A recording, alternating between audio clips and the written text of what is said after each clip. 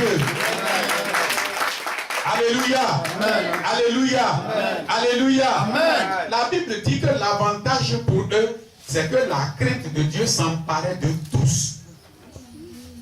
À cause de ce qui se faisait par la main des apôtres, des disciples, les gens avaient la crainte de Dieu. Vous savez, quand vous êtes dans un peuple et qu'il n'y a pas de prodige, il n'y a pas de miracle, Dieu ne fait rien, on est là, c'est toujours pour se lamenter, on est là, c'est pour pleurer, on est là, c'est pour toujours implorer la grâce de Dieu. Et Seigneur, aie pitié de moi. Et Seigneur, vois ma situation. Et Seigneur, comment moi je vais faire. Quand c'est comme ça, et que presque tout le monde est toujours abattu, les fardeaux sont là, les soucis sont là, les parents envoient pour eux pour ajouter dessus, les enfants ajoutent pour eux dessus, l'église même ajoute dessus. Quand les gens sont fatigués, ils sont tristes et malheureux, Dieu ne peut pas se manifester. Et ça fait que, bon, il n'y a plus la crainte de Dieu. Parce que moi, je suis là, je ne vois même pas ce que Dieu fait. Moi, je suis au milieu des gens, au milieu des païens. Les païens même là, ils sont plus à l'aise que moi. Ils sont dans la joie plus que moi. Et c'est moi qui ai la Bible dans la main, c'est moi, je me lamente toujours. Mais qui va me suivre? Personne. Mais quand Dieu fait des prodiges, des miracles, et puis chaque jour il y a des témoignages, chaque jour il y a des témoignages, chaque jour il y a des témoignages, la foi de chacun est fortifiée. Alléluia. Amen. Et on peut espérer en Dieu. En écoutant le témoignage de ton frère, tu te dis, ah, mais donc c'est que Dieu peut faire pour moi. Mais c'est que Dieu peut faire pour moi. Et la foi est fortifiée. La joie les animait. Ils étaient tout le temps dans la joie. Tout le temps dans la joie. Il n'y a pas quelqu'un qui se lamentait. Et la Bible dit quoi? Que chaque jour que Dieu faisait, il y a des gens qui venaient se donner au Christ. On n'avait pas besoin de faire campagne d'évangélisation. Les témoignages seuls suffisent. Je voudrais bien vous demander, supposons que ce matin, on se met à prier, on se met à prier, on se met à prier, on se met à prier, on se met à prier, et la puissance de Dieu descend. Et quelqu'un souffrait d'une maladie incurable parmi nous ici. Et à son grand étonnement, il voit la main de Dieu agir dans sa vie. Dieu descend en lui. Et cette maladie a disparu. Et il rend témoignage. S'il arrive chez lui à la maison, il peut fermer la bouche. Il est obligé de parler de ça. Il va parler de ça dans sa famille. Il va parler de ça dans son quartier. Il va parler de ça dans son travail. C'est ça qui est l'évangélisation. Il n'a pas besoin de prendre la Bible pour dire Évangile selon Matthieu, chapitre 2, verset 2. Ce n'est pas ça. Ce n'est pas ce que les apôtres faisaient. Mais aujourd'hui, les églises sont réduites à quoi? Et Jean, chapitre 5, verset 1. Qui peut réciter ça sans ouvrir la Bible? Ce n'est pas ça l'église primitive faisait. L'église primitive rendait témoignage de la puissance de Dieu, de la guérison, de la délivrance. C'est tout. Est-ce qu'on a besoin d'aller à l'école avant d'imposer la main à un malade pour dire au nom de Jésus, je détruis cette maladie? On a besoin d'aller à l'école? Hein? On n'a pas besoin d'aller à l'école. On n'a pas besoin d'aller à l'école. Les chrétiens de l'église primitive ont bouleversé le monde de leur temps. Ils ont bouleversé les docteurs de la loi, les religieux. Et il y a des grands conseils qui se sont réunis pour dire, mais qu'est-ce qu'on fait de ces gens-là?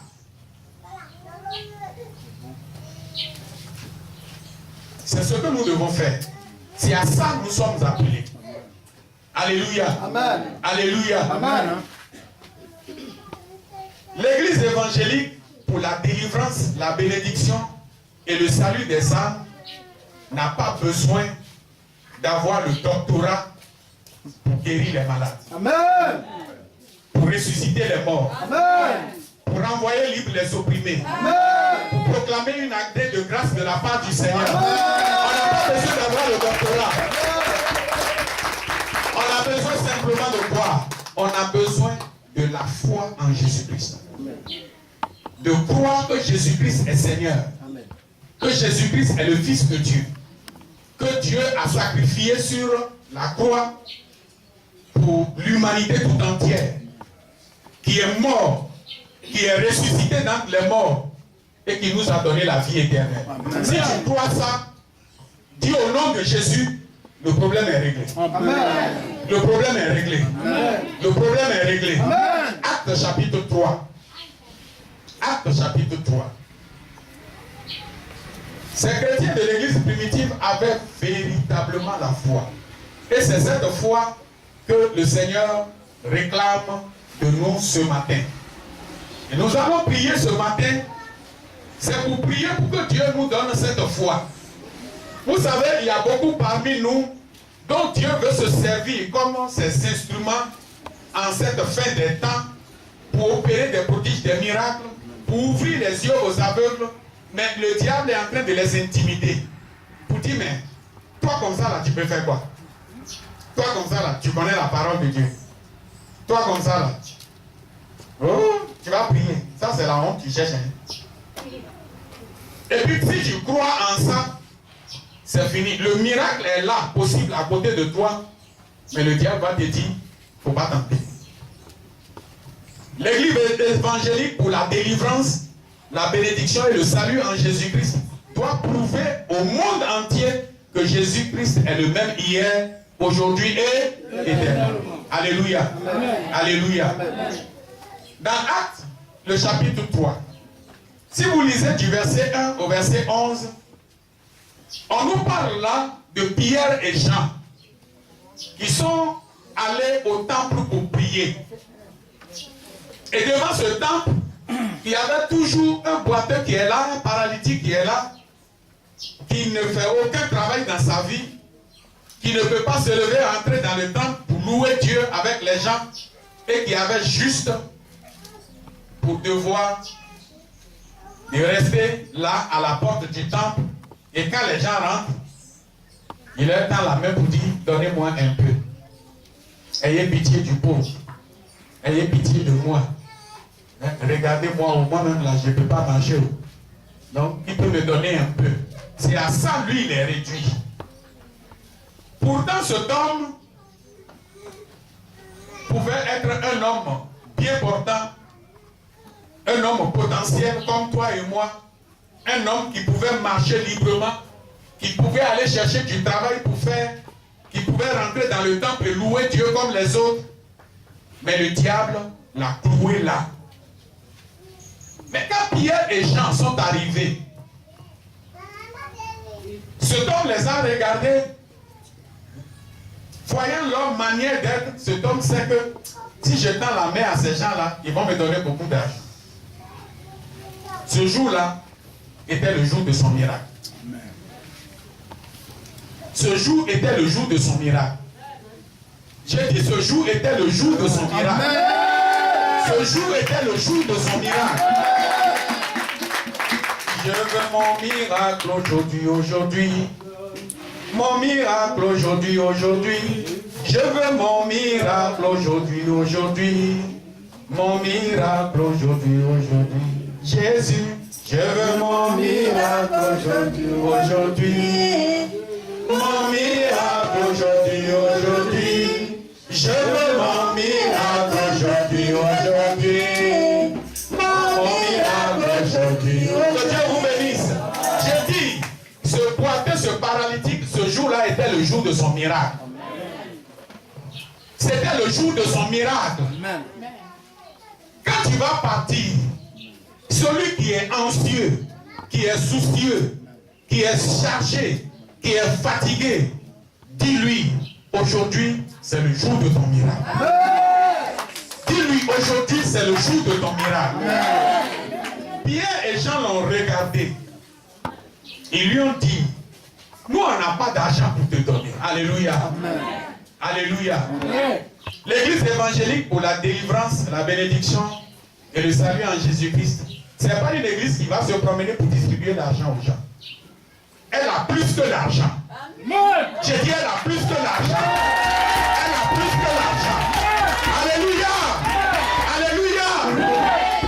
Pierre et Jean ont dit, nous n'avons pas l'argent pour te donner. Nous n'avons pas de l'or pour te donner. Ce n'est pas de ça que tu as besoin. Mais nous avons quelque chose de spécial. Amen. Nous avons quelque chose de spécial. Regarde-nous bien. Et le monsieur a commencé par les fixer. Mais c'est quoi ils ont de spécial encore qu'ils vont nous donner? Et ils vont me donner quoi? Pierre dit, regarde-nous. On n'a pas l'argent pour te donner. On n'a pas de l'or pour te donner. Mais on a quelque chose qu'on va te donner. Quand cet homme était concentré en train de les regarder, Pierre dit, au nom de Jésus-Christ de Nazareth, lève-toi et marche. Et le monsieur s'est levé. Il s'est levé. Il s'est levé. Il a commencé à louer Dieu. Il a commencé à sauter. Il est rentré dans le temple. Il a commencé à louer le Seigneur avec les autres. Avec les autres. Vous voyez, mes frères bien-aimés, cet homme n'avait pas besoin d'argent. Il avait besoin de guérison. Il avait besoin d'être rétabli. Il avait besoin de toute sa force. Il s'est levé, il a commencé par louer Dieu. Mais bien aimé, c'est ça la mission que nous avons reçue. Et ce que vous devez comprendre, c'est que on n'a pas besoin d'avoir le CEP, on n'a pas besoin d'avoir le BEPC, on n'a pas besoin d'avoir le BAC, on n'a pas besoin d'avoir la licence, on n'a pas besoin d'avoir la maîtrise, on n'a pas besoin d'avoir le doctorat pour faire ce que Pierre et Jean venaient de faire. Alléluia. Amen. Pour faire ce que Pierre et Jean venaient de faire. Alléluia. C'est ce que les chrétiens de l'église évangélique pour la délivrance, la bénédiction et le salut doivent comprendre. Amen. Amen. Amen. Allez expérimenter la puissance de Dieu. Amen.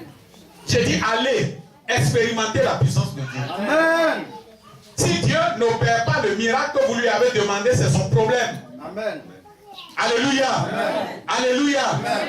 Mais je sais que si vous avez foi en lui, amen, ce que vous déclarez en son nom, amen, ça va se réaliser. Amen.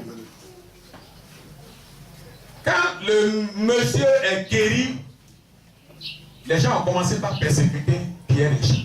Ils les ont fait arrêter. Mais est-ce qu'on devait les arrêter? Ils les ont arrêtés. Ils les ont mis en prison. Et ils ont commencé par leur poser des questions. Est-ce que vous êtes sûr que vraiment c'est celui qui était à la porte là? Est-ce qu'on a besoin de douter de ça? On n'a pas besoin de douter de ça. Ah, le monsieur lui-même, il était à côté d'eux. Ils ont vu que le peuple a commencé par croire en Jésus-Christ avec le miracle qui venait de se produire. Ils ont dit, mais si on n'a rien fait pour arrêter ces gens-là, si on les laisse continuer de prêcher comme ça Jésus-Christ, de prier pour les gens, mais c'est fini, nos religions, là, les gens vont abandonner ça. Oui, les gens doivent abandonner. Alléluia. Amen. Ils doivent abandonner. Alléluia. Amen. Ils doivent abandonner. Alléluia. Amen. Verset 13 à 22. Actes. Chapitre 4. Verset 13 à 22. Écoutez ceci. Lorsqu'ils virent l'assurance de Pierre et de Jean, ils furent étonnés, sachant que c'étaient des hommes du peuple sans instruction. Et il les reconnut pour avoir été avec Jésus-Christ. Alléluia. Les gens ont constaté quoi? Que Pierre et Jean étaient quoi? Des hommes du peuple sans ça veut dire quoi? C'est des gens qui ne sont pas partis à l'école. Vous comprenez? C'est ce que vous devez savoir. Ce n'est pas une affaire d'aller à l'école. Si c'est Baoulé que tu connais là, hein, le malade là, dis à Baoulé, au nom de Jésus-Christ de Nazareth là, je dis, cette maladie n'a qu'à quitter dans ton corps. Et la maladie va quitter. Amen. Parle baoulé à la maladie là. La maladie va obéir au nom de Jésus. Amen. Si tu es bourreau, tu parles dans quelle langue? Il faut parler bourreau à la maladie là. Dis-toi maladie au nom de Jésus de Nazareth. J'ai dit, il faut quitter la vie de cet homme. Amen. La maladie là va quitter. Ce n'est pas une affaire d'aller à l'école. Je vous prêche en français parce que on a fait l'école des Blancs, on nous a appris à parler français. Si je commence pas à vous prêcher en Nadja ce matin-là, vous allez comprendre. Vous n'allez rien comprendre. Il y a des églises où on prêche en Dioula. Il y a des églises où on prêche en Agni. Il y a des églises où on prêche en Baoulé. C'est ça ou bien c'est pas ça? Et là, si on va prier là, on prie en quoi? En français? Non. Ce n'est pas une affaire d'aller à l'école. Pierre et Jean qui ont dit au nom de Jésus, lève-toi et marche. Tout le monde sait, le Sanhédrin sait, le grand conseil des religieux là sait que ces gens-là ne sont pas allés à l'école. Mais ils ont reconnu une chose, c'est qu'ils ont reconnu que ces gens-là étaient avec qui? Avec Jésus. Ils ont reconnu que ces gens-là, ils ont suivi les enseignements de Jésus. Ils ont cru en Jésus. Et que Jésus a dit qu'il leur a donné le pouvoir de guérir toute maladie, toute infirmité. Jésus est allé au-delà. Il dit, si vous croyez en moi, vous allez faire les œuvres que j'ai faites. Alléluia. Amen. Et puis vous en ferez comment? Plus grand que ce que moi j'ai fait. Amen. Amen. Dis Amen. Amen. Amen. Amen. Amen. Amen. Il dit, tu vas faire plus que lui, il a fait. Amen. Parce que c'est lui qui sera derrière toi. C'est en son nom que tu vas parler et puis lui, il va faire. Amen. Donc, ces gens-là n'étaient pas instruits. Verset 14. Mais comme ils voyaient là, près d'eux, l'homme qui avait été guéri, il n'avait rien à répliquer. Puisque le miracle est là. Celui qui a été guéri, il est là. On sait que Pierre et Jean ne sont pas allés à l'école. Mais ils ont dit au nom de Jésus, sois guéri. Et puis le monsieur est guéri.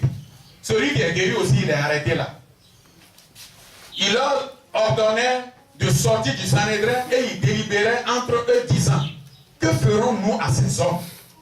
Car il est manifeste pour tous les habitants de Jérusalem qu'un miracle signalé a été accompli par eux. Et nous ne pouvons le nier. Alléluia. Amen. Alléluia. Amen. Donc si les preuves sont là, les gens vont parler, mais ils vont dire, vraiment, on n'a qu'à faire attention. Amen. Amen. Amen. Amen. Verset 17. Mais afin que la chose ne se répande pas davantage parmi le peuple, défendeurs-leur avec menace de parler désormais à qui que ce soit en ce nom-là. Vous voyez, non? Si on ne les empêche pas là, ça va aller partout, partout, partout. On n'a qu'à leur dire, leur affaire de Jésus là, ils n'ont qu'à arrêter. Ils vont arrêter? Je vous demande, ils vont arrêter? Non. Non. Et les ayant appelés, il leur défendit absolument de parler et d'enseigner au nom de Jésus. Pierre et Jean leur répondirent, jugez s'il est juste devant Dieu de vous obéir plutôt qu'à Dieu. Car nous ne pouvons pas ne pas parler de ce que nous avons vu et entendu. Acclamons pour eux. Acclamons le Seigneur pour eux. Acclamons le Seigneur pour eux. Ils ont dit, nous on a été avec Jésus. Il nous a appris à chasser les démons, à guérir les malades. Vous allez nous empêcher de parler de lui? On va parler bien. Amen. Amen. Amen. Amen. Oui, ils ont dit, vous ne pouvez pas nous fermer la bouche. C'est vous, on va écouter ou bien c'est Dieu. Il leur fit de nouvelles menaces et les relâcha, ne sachant comment les punir à cause du peuple, parce que tous glorifiaient Dieu de ce qui était arrivé. Vous comprenez? Amen. Car l'homme qui avait été l'objet de cette guérison miraculeuse était âgé de plus de 40 ans. Vous comprenez? Amen. Cet homme avait quel âge? Jamais 40 ans. Plus de 40 ans. Un homme de plus de 40 ans qui est assis et qui tend la main aux gens, ça dit toute sa vie là, lui il va tendre la main aux gens. Est-ce que c'est normal? Dis à ton frère, c'est pas normal. C'est pas normal. C'est pas normal. C'est pas normal. C'est pas normal. C'est pourquoi tu dois aller et tu dois commencer par prier. Il faut dire à Dieu, moi j'ai accepté Jésus. Il faut que ce Jésus se manifeste à travers moi. Il faut que les gens voient sa puissance à travers moi. Jésus, cet homme qui est bouché là, moi je vais prier pour lui. Et puis tu vas le guérir. Si tu ne l'as pas guéri, c'est ton problème. Hein? Mais moi je sais que si je t'appelle là, tu vas le guérir. Et puis après Jésus pour lui dire de le guérir. Il va le faire. Alléluia. Amen. Alléluia. Amen. C'est à ça que nous sommes appelés. C'est pourquoi je vous exhorte ce matin à une foi résolue. Une foi ferme. Enlevez de votre esprit le doute, les hésitations, les inquiétudes, les soucis. Vous savez, le diable a une stratégie qu'il utilise quand il prend des problèmes à toi pour te surcharger. Il sait qu'il a détruit ta foi. C'est tout. Quand il prend tes problèmes pour te surcharger, pour faire comme bagage sur ta tête là, et puis tu es là, tu réfléchis, qu'est-ce que je vais manger aujourd'hui? Comment je vais faire pour mes enfants? Comment je vais faire pour telle situation? C'est fini, ta foi va être détruite. Tu ne peux pas t'en sortir. Mais si tu remets tout entre les mains du Seigneur, tu lui dis, Seigneur, j'ai dit, tu as dit à chaque jour suffit sa peine. Ce problème-là, moi je ne peux rien pour ça. Je veux que tu interviennes. Et puis tu laisses ça. Tu commences par évangéliser. Tu commences par prier pour les gens. Je reviens, tu vas voir. Avant que tu ne reviennes, ton problème est réglé. Amen. J'ai dit avant que tu ne reviennes, ton problème est réglé. Alléluia. Alléluia. C'est pourquoi nous allons prier. Tout à l'heure, nous aurons le repas à partager. C'est un repas de communion fraternelle. C'est comme ça les chrétiens de l'église primitive vivaient. Ils partageaient le pain ensemble. Ils mangeaient. Ils sont ensemble. Et puis Dieu se manifestait à travers eux. Dieu faisait pour eux des prodiges et des miracles. Ils avaient la paix, ils avaient la joie. Il n'y avait pas de soucis. Quand quelqu'un crie à Dieu, Dieu lui répond. Quelqu'un crie à Dieu, Dieu lui répond. Quelqu'un crie à Dieu, Dieu lui répond. C'est tout. Si nous commençons par vivre de cette manière, vous allez voir qu'il y aura des prodiges, des miracles dans nos maisons, dans nos lieux de travail, même dans ta plantation en brousse, les miracles vont continuer de se produire. Que Dieu vous bénisse. Amen. Nous allons nous tenir debout, nous allons prier le Seigneur. Nous allons demander à Dieu la force qu'il a donnée à l'église primitive, de sorte que les prodiges, les miracles qui accompagnaient les apôtres, les disciples, étaient tels qu'ils n'avaient pas trop besoin de parler, mais les témoignages étaient nombreux.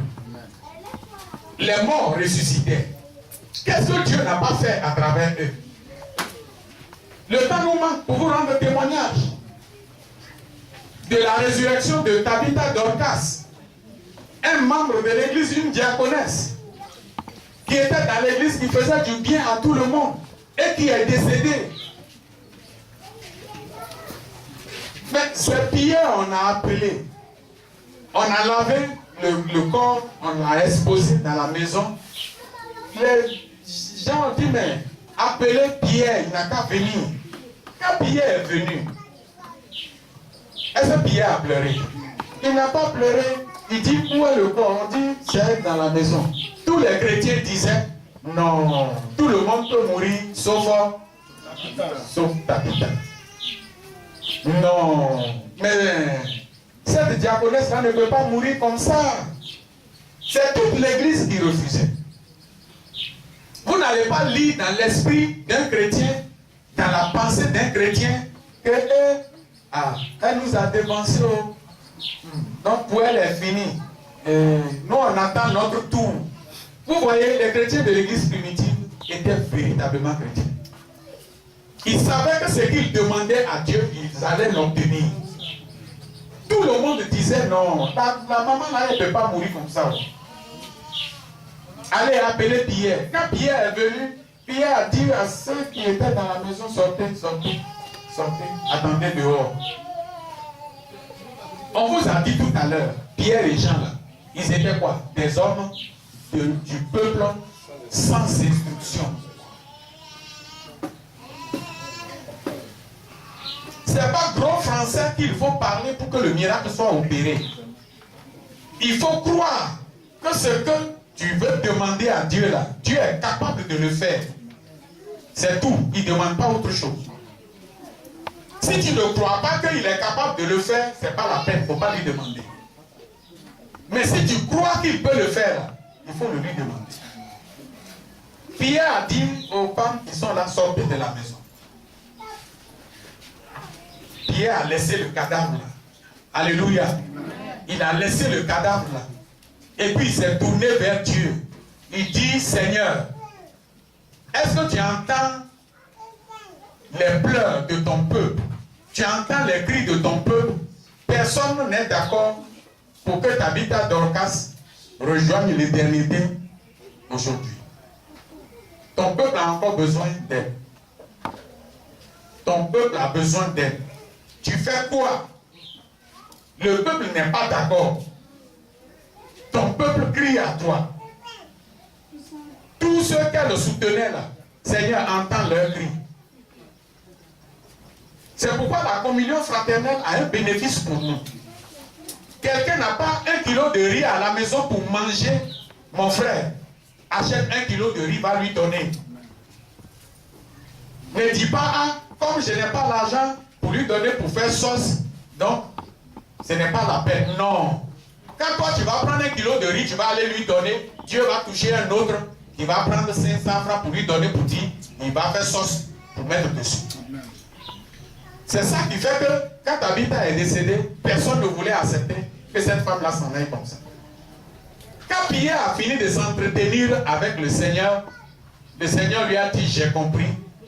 Pierre, on n'a qu'à faire quoi? Pierre dit, mais il faut la ramener. Dieu dit, bon, il faut appeler Tabitha. Pierre va revenir. Pierre s'est tourné vers le corps. Il a fait quoi? Il dit, Tabitha, lève-toi. Et puis elle a ouvert les yeux, elle s'est réveillée. Et puis elle s'est assise. Alléluia. Des hommes sans instruction. Gardez ça dans votre esprit. Des hommes sans instruction, ils ne sont pas allés à l'école. On n'a pas besoin d'aller à l'école pour faire ça. On a besoin simplement de croire que Jésus-Christ est la parole de Dieu par laquelle toutes choses ont été créées. Et que quand on dit à la parole, agit ainsi, la parole s'exécute. Et Dieu est glorifié.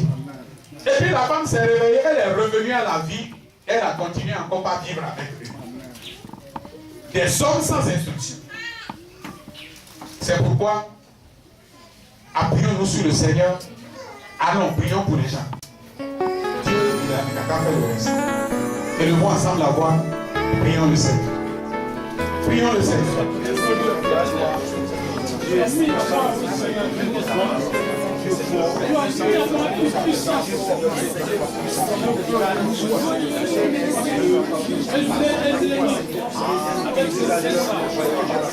Il faut prier le Seigneur. Prie le Seigneur.